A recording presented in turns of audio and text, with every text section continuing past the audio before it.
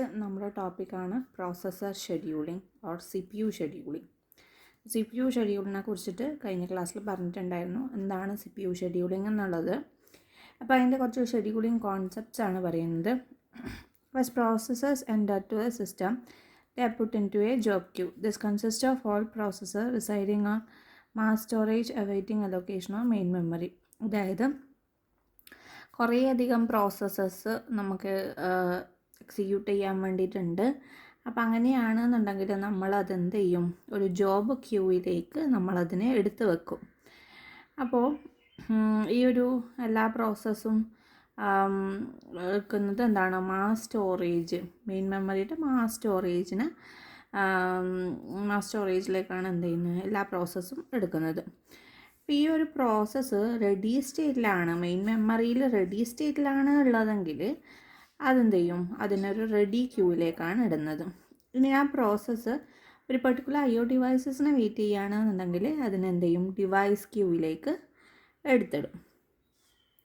ഈ operating system എന്ത് ചെയ്യണം, ആ ഒരു ക്യൂസിൽ നിന്നും, അതായത് ഇവിടെ നിന്നും ഈ ക്യൂസിൽ നിന്നും ആ ഒരു പ്രോസസ്സ് സെലക്ട് ചെയ്യണം. അപ്പോൾ ഈ സെലക്ഷൻ എന്ന് പറയുന്നത് ചെയ്യുന്നത് ആരായിരിക്കും, ഷെഡ്യൂളർ ആയിരിക്കും. അപ്പോൾ ഇവിടെ പറയുന്നുണ്ട് ലോങ് ടേം ഷെഡ്യൂളർ ഉണ്ട്, ഷോർട്ട് ടേം ഷെഡ്യൂളർ ഉണ്ട്. അപ്പം ലോങ് ടേം ഷെഡ്യൂളർ എന്താ ചെയ്യുന്നതെന്ന് വെച്ചാൽ ജോബ് ക്യൂവിൽ നിന്നും എന്ത് ചെയ്യുന്നുണ്ട്, ജോബ് ക്യൂവിൽ നിന്നും സെലക്ട് ചെയ്തിട്ട് ഒരു മെയിൻ മെമ്മറി അലോക്കേറ്റ് ചെയ്യുന്നതാണ് ലോങ് ടേം ഷെഡ്യൂളർ ചെയ്യുന്നത്. ഷോർട്ട് ടേം ഷെഡ്യൂളർ എന്താ ചെയ്യുന്നത് വെച്ചാൽ റെഡി ക്യൂവിൽ നിന്നും പ്രോസസ്സ് സെലക്ട് ചെയ്യുന്നു, എന്നിട്ട് CPU അലോക്കേറ്റ് ചെയ്യുന്നു. ഇനി മീഡിയം ടേം ഷെഡ്യൂളർ ഉണ്ട്. മീഡിയം ടേം ഷെഡ്യൂളർ എന്താ ചെയ്യുന്നതെന്ന് വെച്ചാൽ ആ ഒരു മെയിൻ മെമ്മറിയിൽ നിന്ന് പ്രോസസ്സ് റിമൂവ് ചെയ്യുന്നുണ്ട്, എന്നിട്ട് എന്ത് ചെയ്യുന്നു, ആ ഒരു ഡിഗ്രി ഓഫ് മൾട്ടി പ്രോഗ്രാമിംഗ് എന്നുള്ളത് റെഡ്യൂസ് ചെയ്യുന്നു. അപ്പോൾ അതിനെയാണ് സ്വാപ്പിംഗ് എന്ന് പറയുന്നത്. അതായത് നമ്മൾ എന്ത് ചെയ്യും, മീഡിയം ടേം ഷെഡ്യൂളർ എന്ത് ചെയ്യും, ആ മെയിൻ മെമ്മറിയിൽ നിന്ന് പ്രോസസ്സ് റിമൂവ് ചെയ്തിട്ട് ആ ഒരു degree of multi programming reduce ചെയ്യുന്നതിനെയാണ് നമ്മൾ സ്വാപ്പിംഗ് എന്ന് പറയുന്നത്.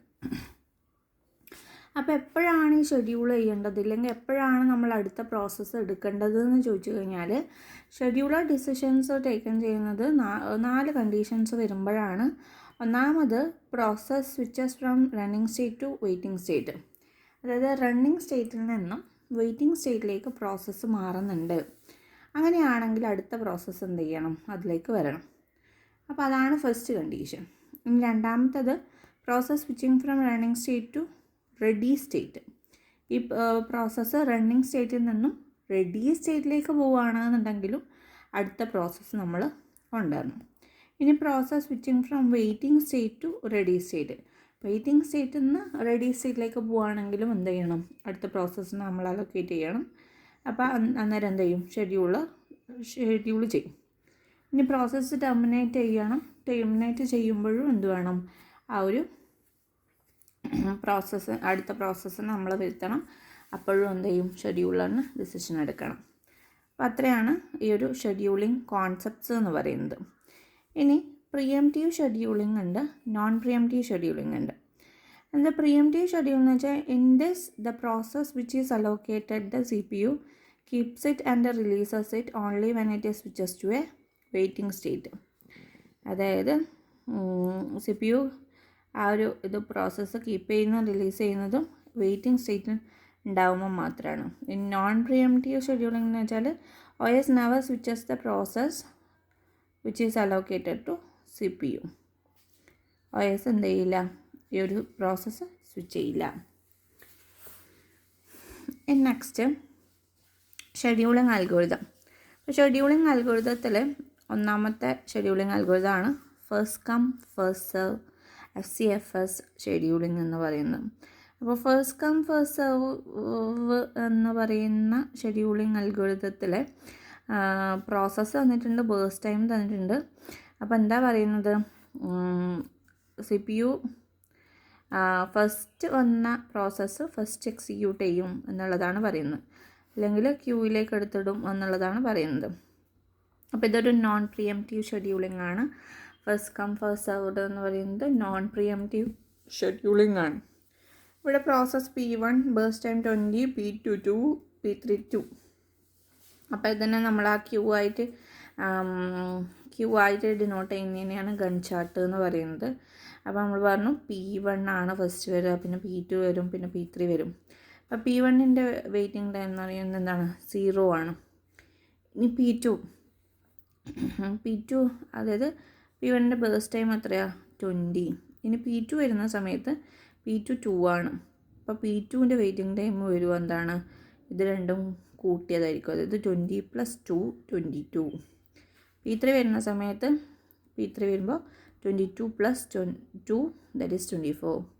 അപ്പോൾ എന്താ? P1ൻ്റെ വെയിറ്റിംഗ് ടൈം 0, P2ൻ്റെ വെയിറ്റിംഗ് ടൈം 20, P3ൻ്റെ വെയിറ്റിംഗ് ടൈം 22. 0 + 20 + 22 ഡിവൈഡഡ് ബൈ 3 പ്രോസസ്സാണുള്ളത് ബൈ 3 = 40 millisecond. അപ്പോൾ ഇതാണ് എന്ത്? FCFS. Okay, next shortest job first scheduling algorithm. അതായത് ഷോർട്ടസ്റ്റ് ജോബായിരിക്കും എന്ത് ചെയ്യുന്നത്? ഫസ്റ്റ് ഷെഡ്യൂൾ ചെയ്യുന്നത്. അങ്ങനെ പറഞ്ഞു കഴിഞ്ഞാൽ ഇവിടെ പ്രോസസ്സ് ഉണ്ട്, ബേഴ്സ് ടൈം ഉണ്ട്. P1 5, P2 7, P3 6, P4 2. അല്ല, ഷോർട്ടസ്റ്റ് ജോബ് എന്ന് പറയുന്നത് എന്താണ്? 2 ആണ്. അപ്പോൾ P4 ആണ് ഫസ്റ്റ് നമ്മളെ ക്യൂയിലേക്ക് എടുത്തിടുക. അതിനുശേഷം ഷോർട്ടസ്റ്റ് ആയിട്ടുള്ളത് ഏതാണ്? P1 ആണ്. P1 സെക്കൻഡ് എടുത്തിട്ടു. പിന്നെ ഷോർട്ടസ്റ്റ് P3 ആണ്, പിന്നെ P2 ആണ്. അപ്പോൾ ഇവിടെ നോക്കുന്ന സമയത്ത് P4 ആണ് ഇവിടെ ഫസ്റ്റ്. P4ൻ്റെ വെയിറ്റിംഗ് ടൈം ഫസ്റ്റ് 0 ആയിരിക്കും. പിന്നെ വെയിറ്റിംഗ് ടൈം ബേഴ്സ് ടൈം എന്ന് പറയുന്നത് എന്താണ്? 2 ആണ്. Next P1 5 + 2 that is 7. P3 6 + 7 that is 13. അത് കഴിഞ്ഞിട്ട് 2 വരും. 7 + 13 ദാറ്റ് ഈസ് 20. അപ്പം ഉള്ള വെയിറ്റിംഗ് ടൈം എന്ന് പറയുന്നത് P1ൻ്റെ 2 ആണ്, 2 + P2ൻ്റെ 13 ആണ്, P3ൻ്റെ 7 ആണ്, P4 0 ആണ്. Divide by 4 that is 11 millisecond. That is shortest job first.